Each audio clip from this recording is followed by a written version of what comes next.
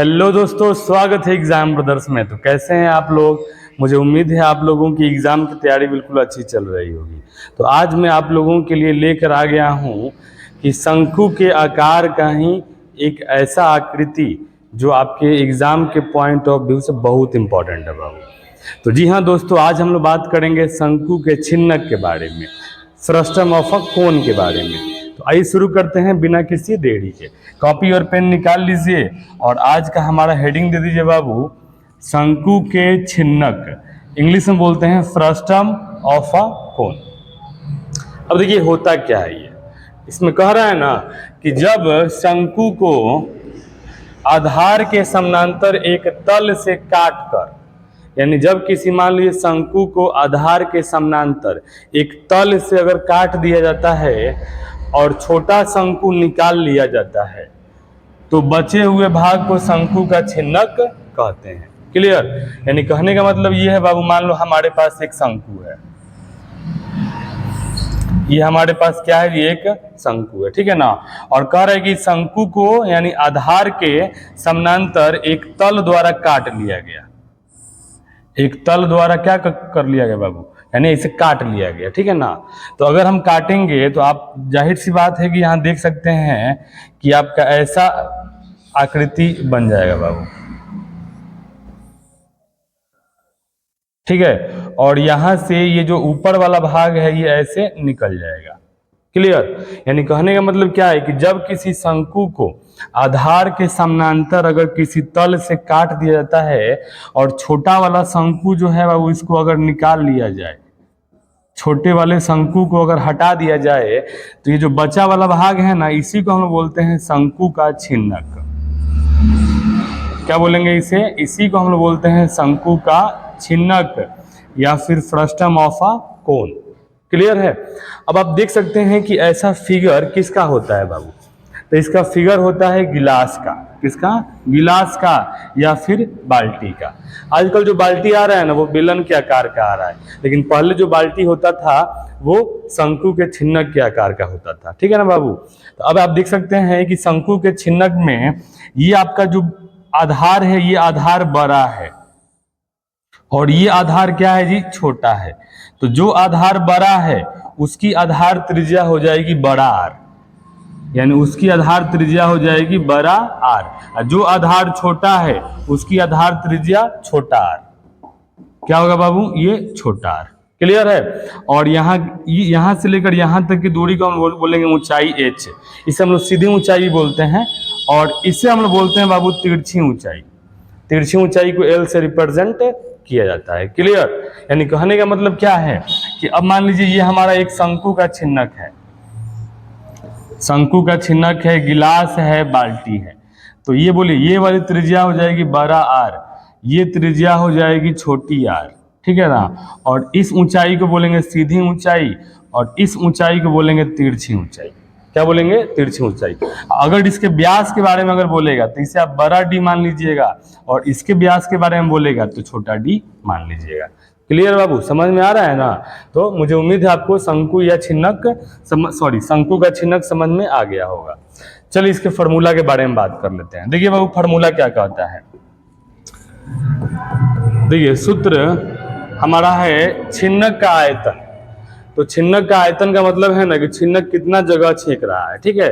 चाहे इसके अंदर कितना पानी है, कितना दूध भरा है, ये अगर बताना हो तो मुझे छिन्नक का आयतन बताना पड़ेगा। तो छिन्नक का आयतन का फॉर्मूला होता है 1/3 पाई h इंटू बड़ा आर स्क्वायर प्लस छोटा आर स्क्वायर प्लस बड़ा आर इंटू छोटा आर, ठीक है। अब देखिए छिन्नक की तिरछी ऊंचाई L बराबर, तिरछी ऊंचाई L बराबर हो जाएगा √h² प्लस बड़ा आर माइनस छोटा आर द होल स्क्वायर, ठीक है। अब देखिए वक्र पृष्ठीय क्षेत्रफल, वक्र पृष्ठीय का क्षेत्रफल का मतलब होता है ना कि ऊपर और नीचे छोड़कर बस केवल चारों तरफ का जो क्षेत्रफल है उसी को बोलते हैं वक्र पृष्ठीय क्षेत्रफल। तो वो क्या होगा बाबू, ये होगा pi L R plus r, pi L R plus r. अगर देखिए संपूर्ण पृष्ठीय क्षेत्रफल में क्या हो जाएगा, आपका चारों तरफ का तो होगा ही, उसमें ऊपर और नीचे दोनों ऐड हो जाएगा बाबू, ठीक है ना।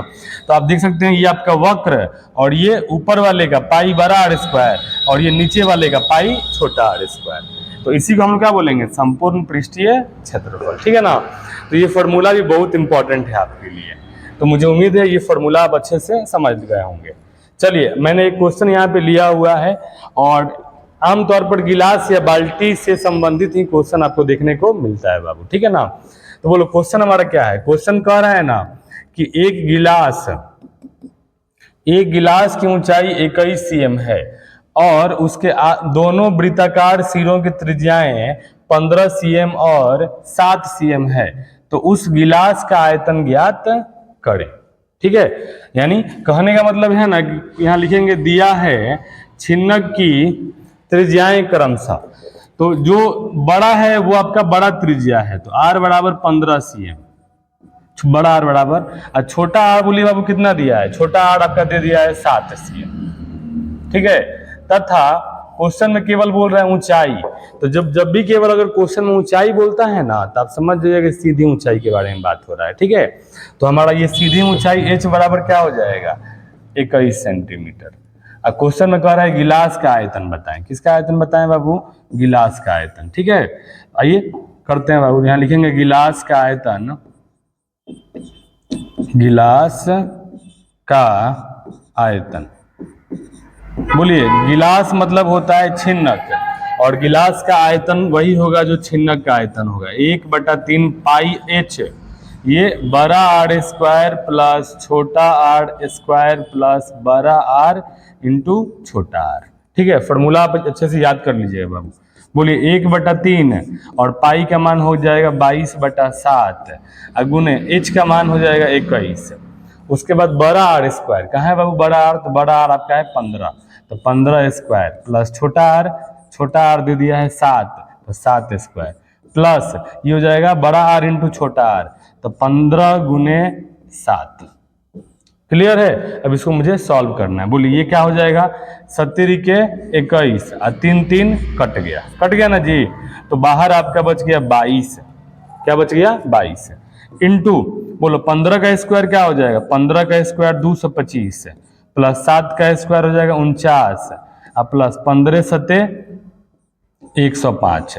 अब इसको जोड़ दीजिए क्या हो जाएगा, बोलिए बाबू, ये हमारा हो जाएगा 22 गुने, इसको जोड़िए 5 और 9 14, 14 5 19 के 9 हार्सिल 1, ये हो जाएगा 2 और 4 6 और 6 0 6 और 1 7, ठीक है। और फिर हमारा ये हो जाएगा 2 और 1 3, ये हो जाएगा 379। अब 379 में किससे गुना करना है भाई, 22 से गुना करना है, यहाँ कर लेते हैं, ये हमारा हो जाएगा 379 में 22 से गुना करना है, तो गुना करेंगे 9 दूनी 18 के 8 हार्सिल 1, 7 दूनी 14 1 15 हार्सिल 1, 3 दूनी 6 1 7, फिर हम गुना करेंगे तो हो जाएगा 8 5 7। अब जोड़ दीजिए 8 का 8 8 5 13 के 3 हार्सिल 1, 7 5 12 1 13 के 3 हार्सिल 1, ये हमारा हो गया 83 38, क्या हो गया बाबू, तो अगर हम इसको मल्टीप्लाई करेंगे तो हमारा हो जाएगा 83 38 cm3, क्या होगा बाबू, ये हमारा आंसर हो जाएगा। क्लियर है, समझ में आ रहा है ना। तो आपके बुक में ऐसा क्वेश्चन दिया होगा, ठीक है ना, तो इन सभी फार्मूला का यूज करके आप लोग शंकु या छिन्नक का क्वेश्चन बना सकते हैं। मुझे उम्मीद है शंकु या छिन्नक आपको समझ में आया होगा। चैनल पे नए हैं तो चैनल को सब्सक्राइब करें, वीडियो को लाइक करें, कोई डाउट है तो कमेंट करें। थैंक यू, धन्यवाद।